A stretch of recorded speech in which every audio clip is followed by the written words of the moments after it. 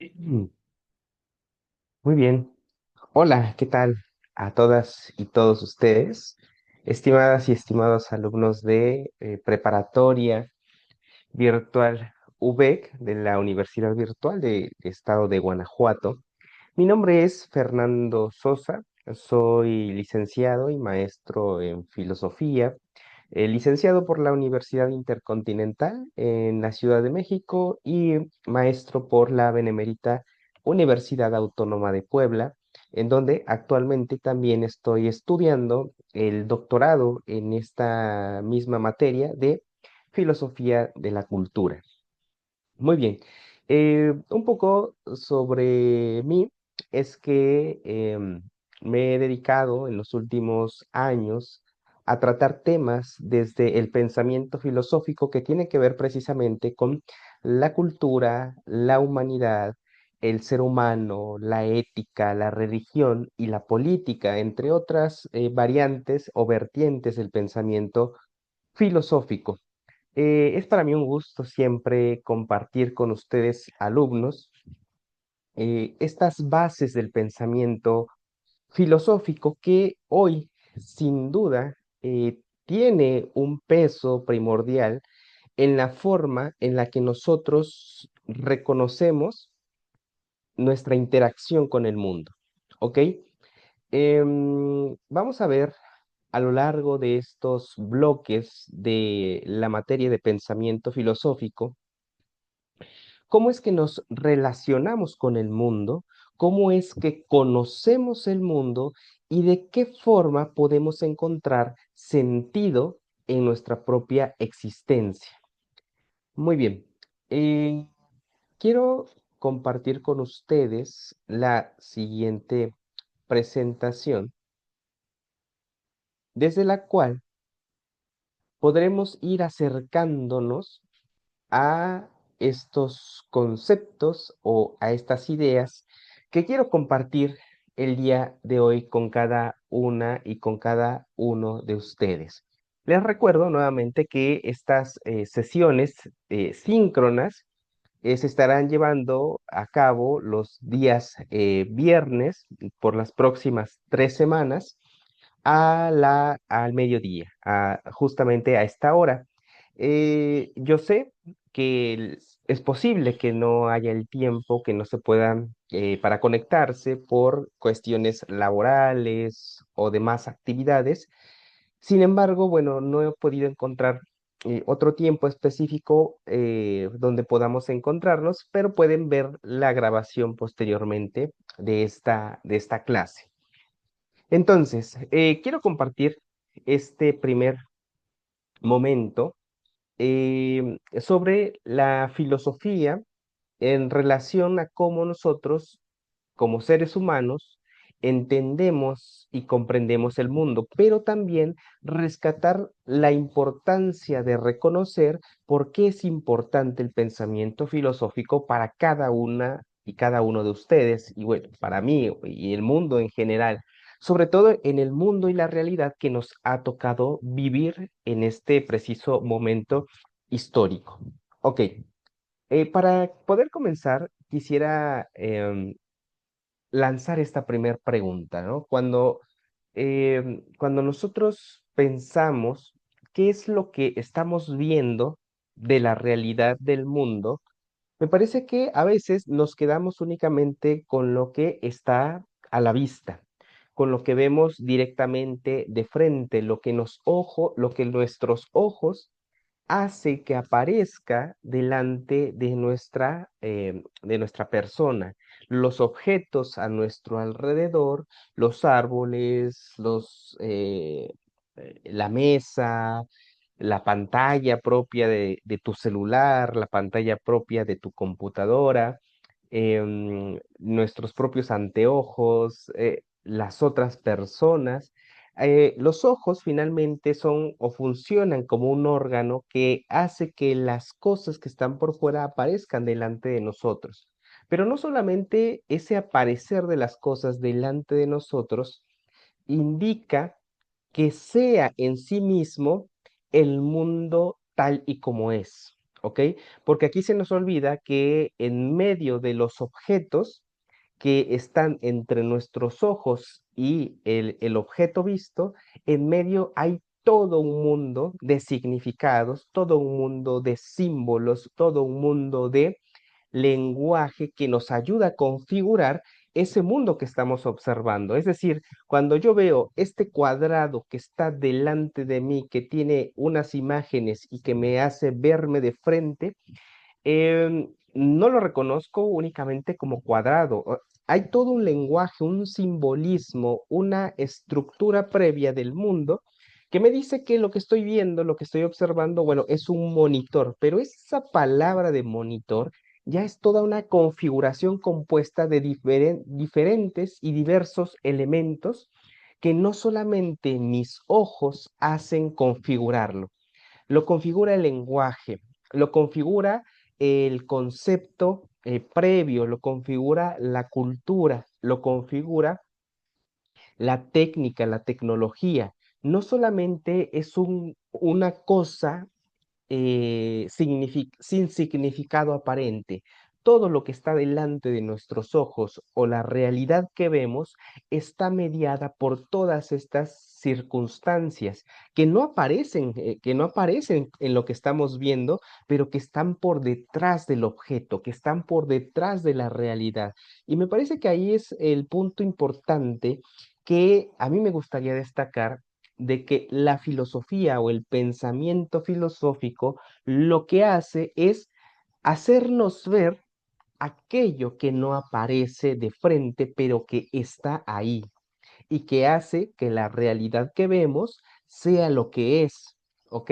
Entonces, si pudiera dar una primera definición para ustedes de una manera sencilla, la filosofía o el pensamiento filosófico es aquel que nos hace ver lo que está por detrás de las cosas, pero que configuran a las cosas mismas, las hacen ser lo que son. En ese sentido, me parece que una de las principales o de los principales ejercicios de la filosofía o del pensamiento filosófico que puede ser valioso para cada una de ustedes y cada uno de ustedes es que los ojos de la filosofía nos permiten descubrir cómo funciona el mundo, cómo funciona la realidad. La realidad no es algo que finalmente sea algo natural. No, la realidad es un constructo finalmente y todo constructo o toda construcción tiene una estructura. Y esa estructura que hace que se sostenga lo que está construido por está, o podemos decir que siempre está por debajo y no aparece a la vista. Si ustedes ven cómo se hace una casa, bueno, cuando vemos la casa, nosotros vemos las paredes, vemos el color de las paredes, vemos el tamaño de las paredes, pero lo que no vemos y que sostiene a la casa es la estructura que está por debajo de la casa. Y a veces lo importante de la casa o lo más primordial de la casa no es lo que veo de la casa, sino cómo o de qué está hecho aquello que sostiene a la casa. Y eso es importantísimo porque entonces vamos a entender que cuando vemos la realidad o esto que llamamos la realidad o cuando vemos el mundo, lo que tenemos que tratar de entender si queremos conocer el mundo de verdad es cómo está construido, de qué material está hecho el mundo, qué ideas, qué símbolos, qué historia, qué entramados políticos, económicos, sociales, antropológicos componen la realidad. Y eso es lo que no vemos, eso es lo que no nos aparece cuando observamos el mundo. Y me parece que el pensamiento filosófico pone, pone los ojos en aquello que no aparece. Y eso es importante y es interesante y es lo valioso que me parece esta materia nos puede aportar a cada uno de nosotros, a ustedes como a mí en todo momento. Por eso, cuando lanzo esta pregunta, aunque parece una obviedad, que podemos responder, bueno, ¿qué es lo que veo? Lo que veo es un monitor, una mesa, una silla, una taza, un juguete, una planta, un árbol. Estoy en una terraza, entonces puedo ver algunos árboles. eh, pero que eso, digo, podemos llegar a ciertas conclusiones para poder desmontar qué es lo que están por detrás de las cosas que estoy viendo. Pero ¿qué pasa cuando observamos hechos, acontecimientos que se dan en las relaciones humanas? Ahí también hay cosas que están por detrás y configuran el tipo de relación que tenemos con los demás. Aquí, por ejemplo, les voy a poner una serie de fotografías que yo sé que para ustedes pueden ser ya un poco conocidas, pero quiero partir a partir de ellas para poder seguir profundizando estos puntos que les estoy compartiendo. ¿Recuerdan cuando hace algunos, creo que ya hace un año o poquito más de un año, que salió una noticia donde a un pequeño canguro de compañía para personas que sufren de ansiedad a la hora de viajar, el canguro de compañía pues le funciona como desestrés, acompañamiento, y bueno, a este pequeño canguro pues no lo dejaron subir al avión, ¿no? Y en su momento, bueno, a nosotros nos causó curiosidad, gracia ver al pequeño canguro ahí parado porque no lo dejaron subir al avión con su acompañante. Y bueno, nos hizo a lo mejor de repente preguntarnos hasta qué punto los derechos de los animales se configuran o se entrelazan con los propios derechos de los seres humanos. ¿De qué manera podríamos decir se le está discriminando a ese pequeño canguro? Y bueno, una serie de preguntas que nos podrían llevar a pensar, bueno, las aerolíneas tendrían que regular de tal manera que este tipo de animales de compañía pues puedan tener una función primordial dentro del avión y acompañar a quien ha acompañado.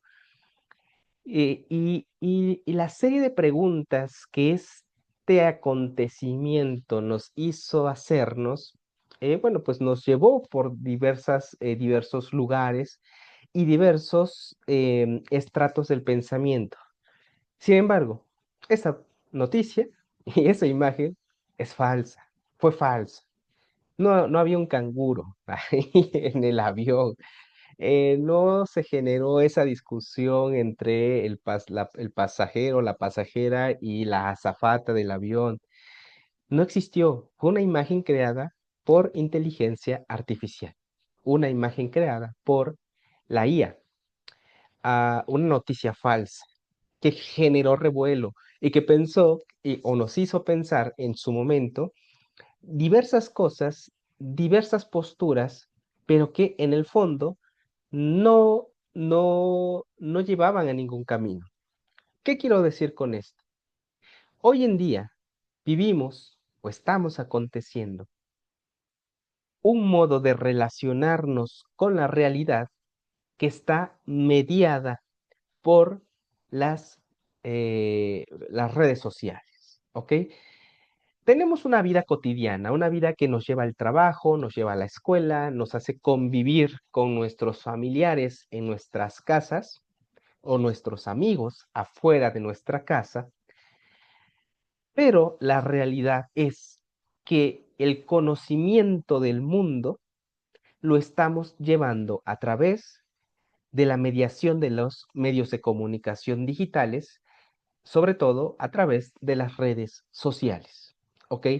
Entonces, vale la pena hoy que nos podamos cuestionar hasta qué punto lo que observamos y lo que damos por hecho o como real dentro del mundo de las redes sociales, dentro del mundo de la virtualidad, hasta qué punto hay verdad y hasta qué punto hay falsedad.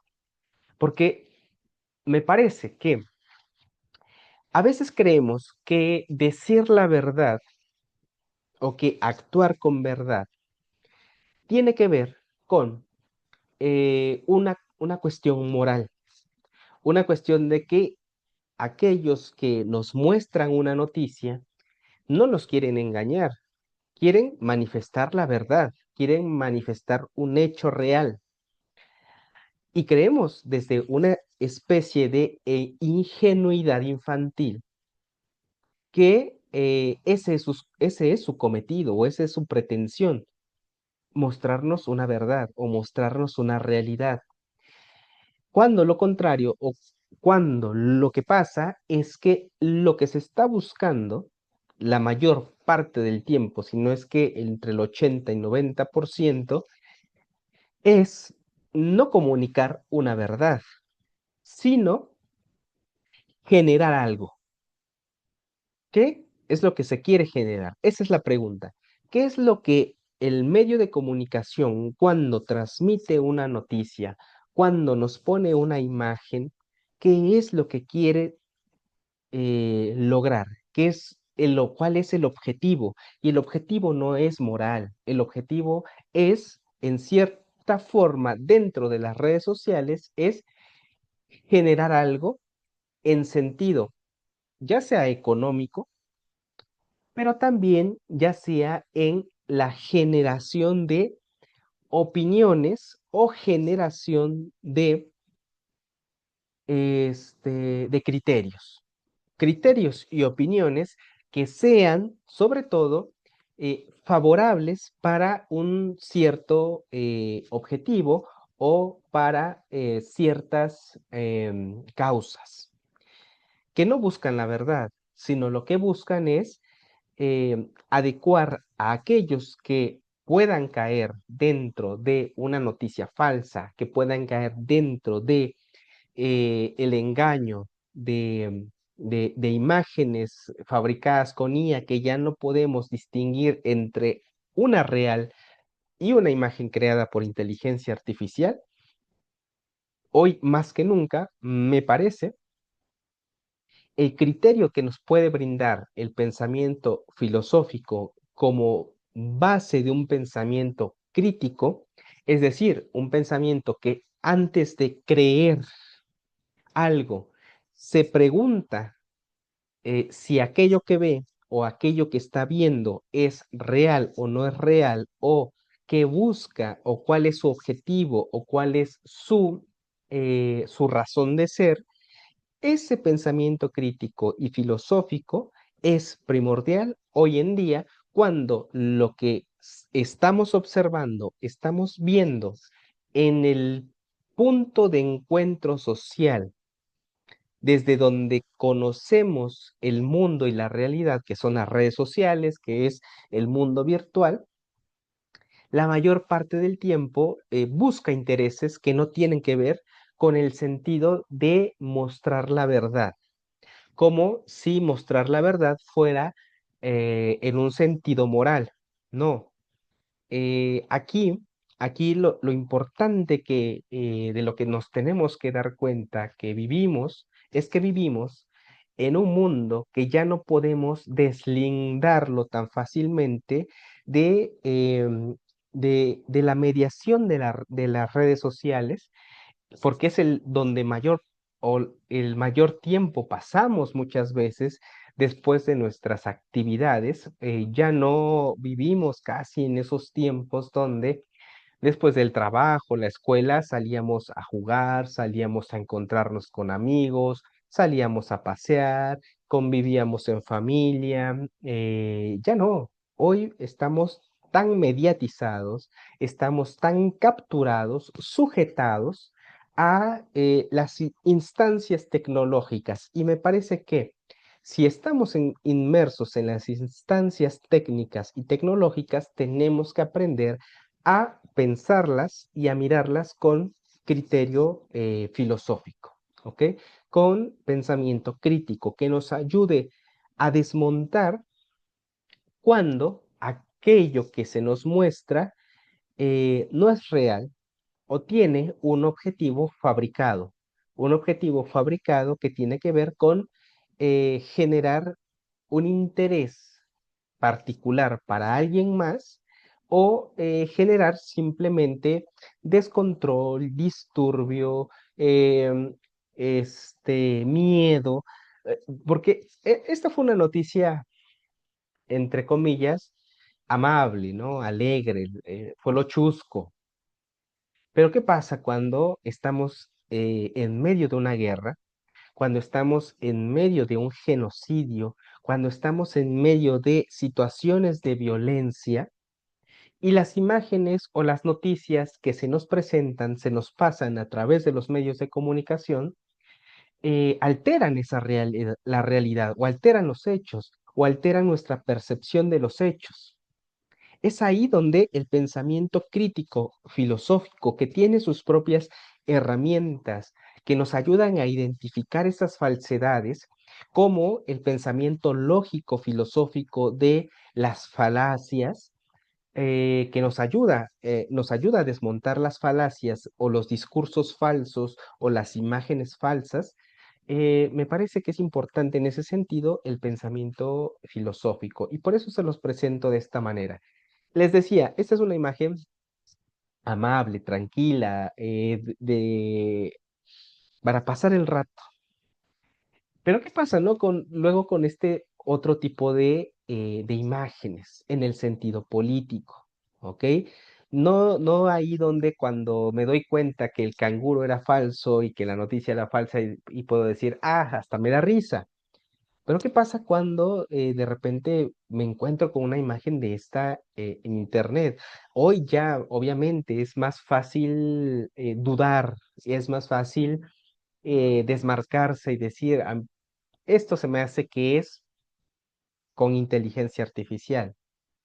Pero esto no hace mucho y no todos. Hay quienes al ver este tipo de imágenes eh, la comparte, ¿no? Y se la manda a sus amigos, y se la manda al grupo de las tías, al grupo de la familia, y ¿qué creen? Ya arrestaron a Donald Trump por todas sus fechorías, ¿no? Y no es cierto, ¿no? Y se genera la nota y se genera la suspicacia, eh, y me parece que ahí es más peligroso, ¿no? Más peligroso que una nota como la del canguro. Cuando se habla ya en una cuestión de percepción política, en una cuestión de percepción social, ahí me parece que está el peligro. Y me parece que también o no aprendemos tan fácilmente a cuestionar cuando vemos una nota. La realidad es que hay un alto índice de credibilidad, o más bien de incredulidad, y hay un alto índice de la compartición, ¿no? De todas estas noticias falsas, de esta propagación. Y me parece que ahí es donde tendríamos nosotros que tener esa conciencia, ese pensamiento agudo, ese pensamiento suspicaz, ese pensamiento que duda.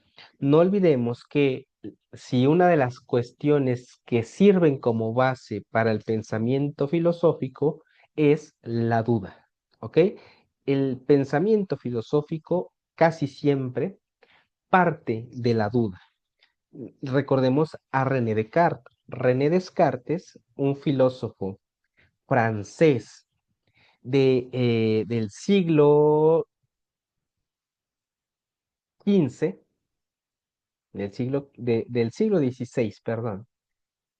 René Descartes inaugura la posibilidad de un pensamiento racional, objetivo, a partir del el descubrimiento de la propia capacidad de dudar de todo, lo que le llevará a la determinación de que la existencia del ser humano, mi propia existencia, está garantizada por esa duda. ¿Por qué? Porque la duda le lleva a René Descartes a darse cuenta de que de lo único que no puede dudar es de que está pensando. Bueno, primero, de que está dudando.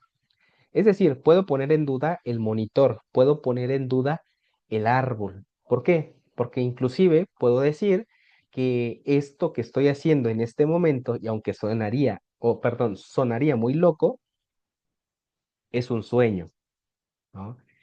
¿Y qué tal si ustedes, a la hora que están viendo esta presentación, no la están viendo y más bien están soñando que están viendo una presentación? Por lo tanto, hasta esto que estamos haciendo en este momento lo podemos poner en duda. Pero lo que no podemos poner en duda, va a decir Descartes, es el hecho mismo de que estoy dudando, ¿ok? Así esté soñando, pero estoy poniendo en duda el hecho de que posiblemente estoy viviendo algo real y a lo mejor es un sueño. Entonces, puedo poner eso en duda. Lo que no puedo poner en duda es el hecho de que dudo o del hecho de que estoy dudando.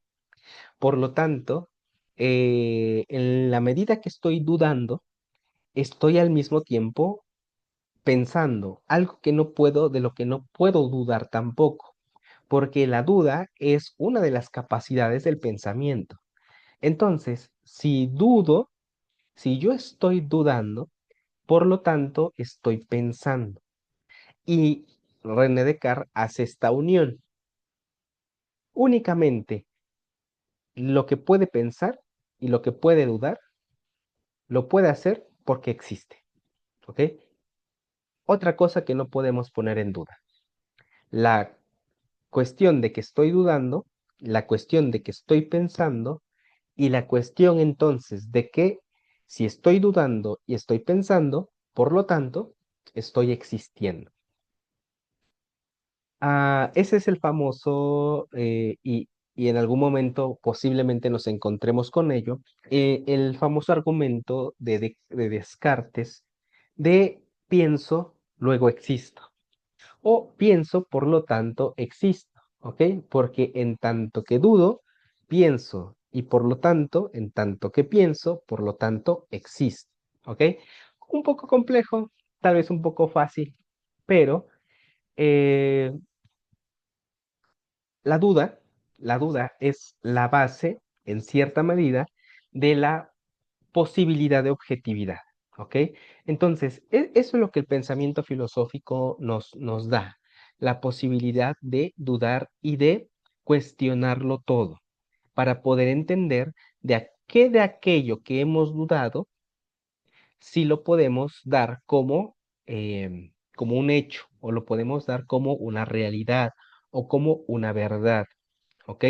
Y descartar aquello que busca otras pretensiones menos, menos presentarnos la verdad o presentarnos hechos lo más objetivos posibles.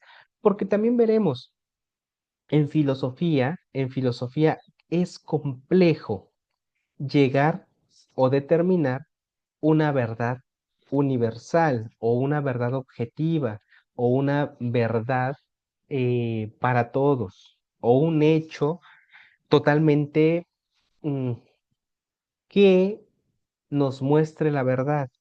Porque aquí también, por ejemplo, en algún momento de la historia de la filosofía, eh, aparece un personaje, un filósofo que se llama Friedrich Nietzsche.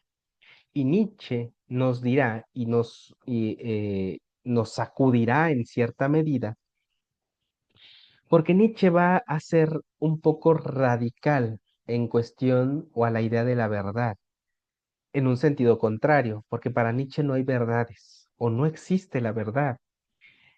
Para Nietzsche lo que existe no son hechos, sino interpretaciones de los hechos, ¿ok?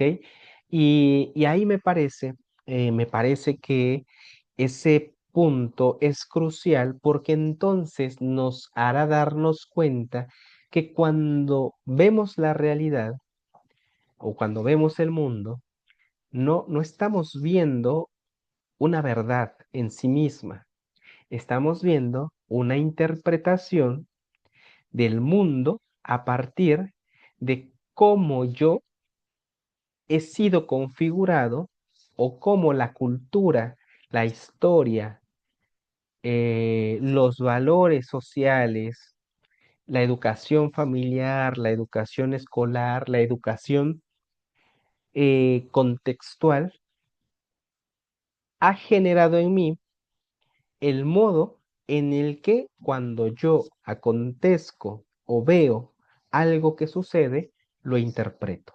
Es decir, la interpretación de mi parte sobre la realidad no es una interpretación pura, es una interpretación mediada por lo que he aprendido a mi alrededor, en mi contexto, en mi familia, en mi historia, en mi país, a partir de las estructuras de visión económicas y políticas que configuran el mundo en el que vivo. Entonces, eso nos va a ir todavía haciéndonos dar cuenta de lo complejo que es hablar de la realidad y determinar qué es lo real y qué no es lo real. Pero es importante hacerlo, porque entonces así podemos no ser tan fácilmente engañados, no ser tan fácilmente timados, no ser tan fácilmente eh, y bajo las estructuras económicas en las que vivimos, esclavizados también. ¿Ok? Em, bueno, ¿para qué sirve la filosofía?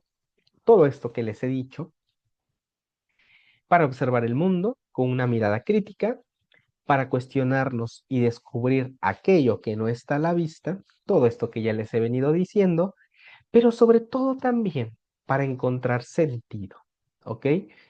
Y esto es importante porque hemos aprendido que el sentido de la vida o el sentido de la realidad, el mundo nos lo da, ¿ok? La realidad nos lo da, pero no es así, ¿ok? Por lo regular, los sentidos de vida que el mundo nos da son sentidos que se fabrican o se han fabricado con ciertos objetivos e intereses. Sobre todo, si hablamos de que estamos habitando un tiempo, una era, un momento histórico en el que la estructura que rige la vida de los seres humanos es la estructura de el capitalismo neoliberal, entonces los objetivos y sentidos de vida que están alrededor de nosotros tienen que ver con objetivos de funcionamiento para el sistema, para que el sistema siga funcionando. En ese caso, entonces podemos entender que esta idea de el éxito económico, el éxito laboral, el éxito social, que está aunado al éxito económico, al éxito laboral, a la idea de como máxima referencia de, eh, de éxito, la idea del empresario, entendemos entonces que esos objetivos o esos sentidos están mediados por los intereses, perdón por el sonido de la tortilla, pero eso, bueno, también delata que no estoy, no estoy inmerso en esos intereses, ¿no? Porque seguramente si viviera en las lomas de Chapultepec o en Angelópolis, la zona más nice aquí en Puebla, o en Guadalajara, debe haber otras zonas, o en el estado de Guanajuato seguramente hay otras zonas donde no pasa el tortillero al lado de tu casa. Este, eh, eh, retorno. El objetivo es no mío, es decir, el sentido no es de nosotros, el sentido es del sistema, y quien persigue esas finalidades de la vida, porque cree que ahí está la felicidad, está el sentido, está la validez de la vida misma, no es justamente el sentido propio o el sentido del ser humano, es el sentido hacia donde nos han querido adecuar o nos han querido acomodar, porque esos sentidos le son funcionales al sistema, le son funcionales al propio capitalismo, porque el que quiere ser empresario, porque el que quiere, y no está mal, a ver, tampoco aquí voy a decir que si quieren ser empresarios no lo sean, ¿no? Ustedes como Barbie pueden ser lo que quieran ser. Lo importante es que se den cuenta, primero, de dónde viene la exigencia, de dónde viene ese sentido, que no es un sentido que nace profundamente del ser humano, sino que es un sentido implantado, ¿ok? Porque es funcional, porque le sirve al sistema. Entonces, no se trata tampoco de decir no lo busquen, pero seguramente cuando lo encuentren, y yo espero que lo encuentren y sean empresarios y tengan su empresa y sean muy ricos, pero al final, seguramente nos daremos o se darán cuenta que no, ahí no se alcanza, ¿no? Este sentido de la felicidad. Y no tanto como pensando en que la felicidad es algo duradero. El ser humano no es duradero en nada. Hoy tenemos un plan, mañana lo cambiamos. Hoy tenemos un sentimiento, un sentir, mañana es otro distinto. Hoy pensamos una cosa, en 2, 3 semanas pensamos otra, o al rato, así de rápido, ¿no? No hay un sujeto, un ser humano estable. Nos habita la inestabilidad en nuestra propia naturaleza. No somos buenos todo el tiempo, pero tampoco somos malos todo el tiempo, ¿no? Convivimos con tensiones emocionales, convivimos con tensiones morales, convivimos con tensiones existenciales. Entonces, me parece que el sentido finalmente, y aquí me uno al pensamiento existencialista, el sentido al final, el sujeto, el ser humano, es capaz de dárselo desde su propia libertad. Pero para ello se tiene que dar cuenta, para ello tiene que retornar a sí mismo y su propia forma de pensar para descubrir hacia dónde tiene que dirigirse. Ok, si en algún momento tienen la oportunidad de leer a Pedro Calderón de la Barca, este escritor español que escribe un librito, una pequeña obra que se llama La vida es sueño, de Pedro Calderón de la Barca, y que tiene esta famosa frase, ¿no? Donde dice, la vida es un sueño y los sueños, sueños son. Porque justamente el hilo de su historia o el hilo de la historia es que el personaje principal está soñando, ¿ok? Y se delinea justamente esa línea tenue, esa línea muy tenue entre el sueño y la realidad. ¿En qué momento está soñando y en qué momento realmente está viviendo lo que está viviendo? ¿Ok? Y esto se empalma con esto que hemos venido hablando de la realidad. ¿En qué momento lo que vemos es real o en qué momento lo que vemos es falso, una noticia falsa, una imagen falsa, una fake? Es complejo distinguirlo en la era digital en la que vivimos, ¿ok? Y por eso creo que la actividad uno, y aquí empiezo a hablar sobre la actividad uno, sobre el sueño, es importante porque nos ayuda a pensar y a reflexionar sobre aquellas imágenes en el sueño que podemos distinguir como realidad y, bueno, lo que es fantasía posiblemente, pero a su vez podemos encontrar significado y podemos encontrar también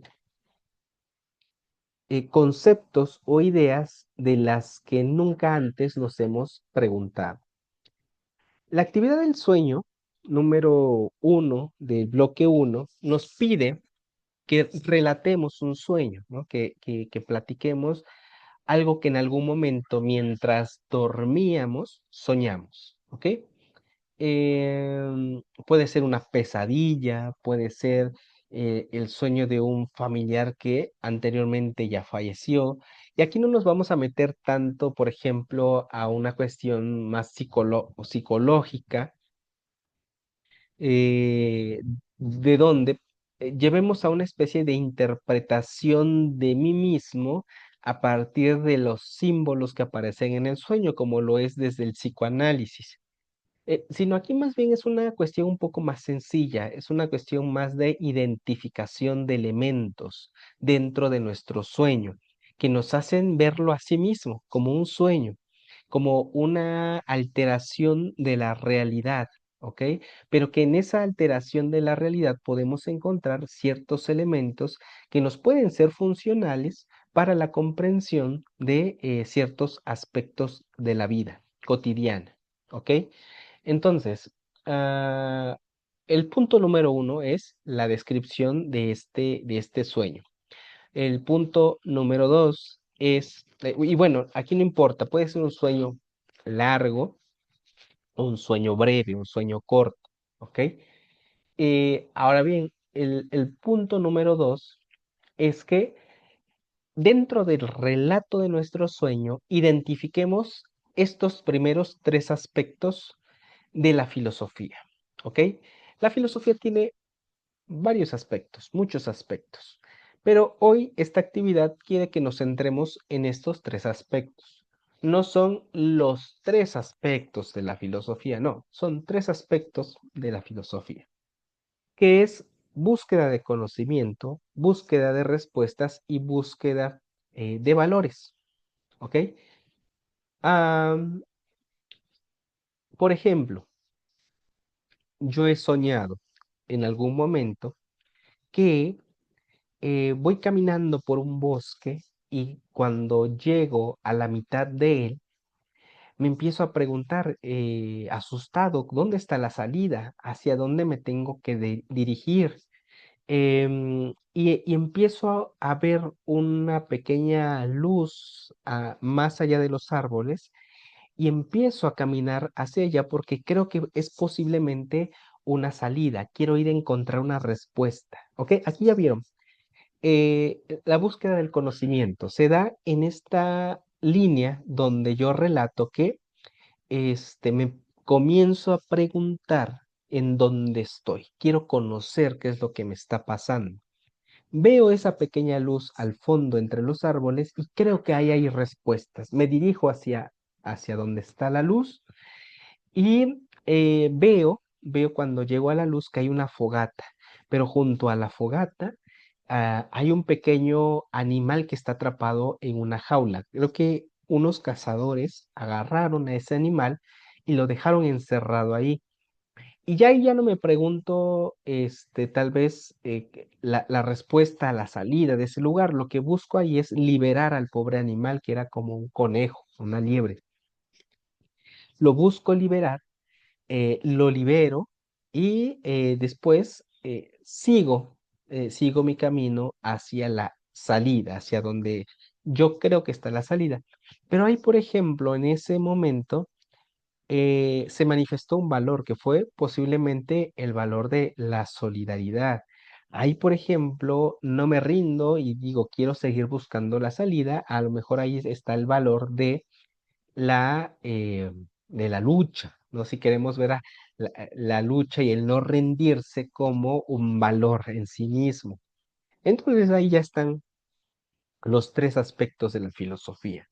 Y luego nos pide que identifiquemos los tres estados de la conciencia, que yo diría, los tres estados de la conciencia que son aquí relatados y que ustedes se los van a encontrar en el bloque, son la conciencia del objeto, perdón, primero conciencia del acto, conciencia del objeto y conciencia de sí mismo. Conciencia del acto. eh, yo reconozco que estoy caminando por un bosque, que estoy buscando una salida, que ayudo a un animal atrapado. Son los actos que identificamos dentro de nuestro sueño. Los objetos, el bosque, los árboles, la piedra, el camino, la fogata, el animal, bueno, la jaula que contiene al animal, para no decir que el animal es un objeto. Y luego la conciencia de sí mismo, el hacerme consciente de todo esto que estoy viviendo dentro del sueño. Es decir, yo, cuando yo me doy cuenta de qué es lo que estoy viviendo dentro del sueño, ¿no? Y ya están los tres aspectos de la filosofía y los tres estados de la conciencia. Aquí, cuidado, nada más como una consideración, no es relatar un sueño en el sentido de un objetivo a futuro, porque a veces eso nos confunde. Pensamos que se nos está pidiendo como contar cuál es mi sueño en 10 años, ¿no? O 5 años. Pero no, es algo más sencillo, un sueño que yo haya tenido durante la noche, ¿ok? Este, y, es el relato y luego ya ustedes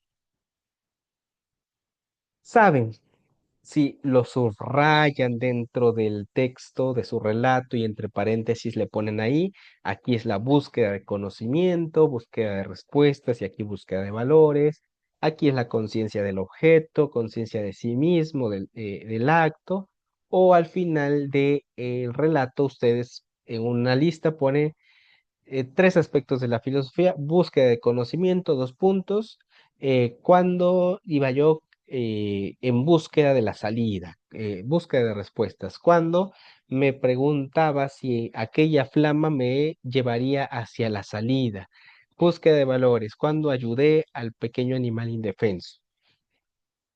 Y ya está, y ya está la actividad. No implica más que este ejercicio únicamente de identificar en el relato estos elementos. Y esto en filosofía se llama hacer hermenéutica, hacer interpretación del texto. ¿Ok? Muy bien. Pues de mi parte sería todo. Ya saben, bueno, que pueden contar conmigo para resolver dudas, para cualquier situación respecto a sus trabajos, a sus actividades. Me pueden escribir al correo, me pueden escribir al chat de la plataforma y yo espero que nos mantengamos justamente en comunicación constante. Y yo estaré siempre dispuesto para resolver cualquier duda que ustedes tengan. Pues nuevamente, les repito, me da gusto compartir con cada uno y cada una de ustedes esta materia, este bloque, este módulo de pensamiento filosófico y nos vemos la siguiente semana en día viernes. ¿Ok? Pues les agradezco nuevamente y quedo atento a sus dudas. Dejo de compartir pantalla y ahora detener